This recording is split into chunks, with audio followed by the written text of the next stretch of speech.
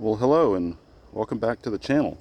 So as promised, I wanted to do an update video based on my initial ride impressions of this mostly stock Decathlon Rockrider ST530S.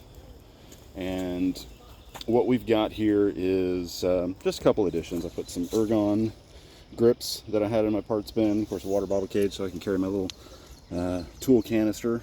And then these are some Amazon Crank Brothers Stamp 1 clone pedals, $20 pedals, but I've run these before. They seem to hold up. Sealed bearings, so perfectly in line with what I want to do with this bike.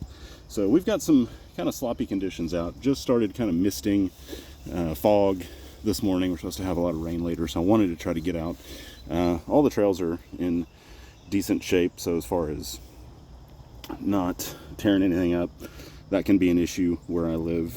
And so far, even though I am picking up quite a bit of mud here, I'm not really hurting anything as far as I can tell. So I just want people to know that I try to be mindful of where I'm riding and all that stuff. Anyway, so gotten a couple miles down on this thing, and yeah, so far so good. So tires obviously are probably the weak point on this bike in general.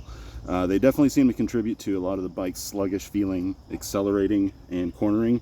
You know, I do get a little bit of pedal bob from the single pivot rear end, but it's not bad.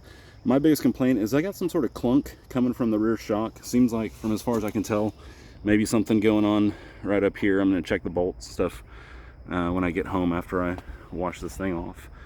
But feels plush. Bike handle's pretty nice. I think I'd like a little bit shorter stem. I think that long stem is definitely slowing down the steering response on this bike. It's not bad, but I'm used to shorter stems, so that seems to be something that I think would be potentially a good upgrade for anybody. It's kind of just a normal fit item that people are going to change out anyway, like grips, pedals, even the saddle. I am running the stock saddle, which so far so good. Seems pretty comfortable, so I don't see any need to change it. Plus it looks good with the red stripe. And yeah, so, you know, again, not super refined because it is a budget bike, but perfectly usable on, you know, green and probably even into some blue trails. I really miss my dropper post. I've actually got one, don't know if I mentioned in my previous video, I've got one that'll actually be here today. Thank you, Amazon. And not really a plug for them, but it is nice being able to get stuff next day. So I'll be installing that probably later this afternoon, and that'll be a big change for the bike. And then I've also got a set of tires that I'm going to go pick up from somebody in my area, some takeoffs that I think they went like $15 for, and they're tubeless. So I'm not going to complain if they're not the best tires. They've got to be better than what is on here. So that's going to be next thing, tires and dropper post, and see if I can sort out maybe some of the noise I'm getting from the rear suspension. Don't really feel it, just hear it. It's a little bit annoying, but not too bad. And again, inexpensive bike, can't complain too much.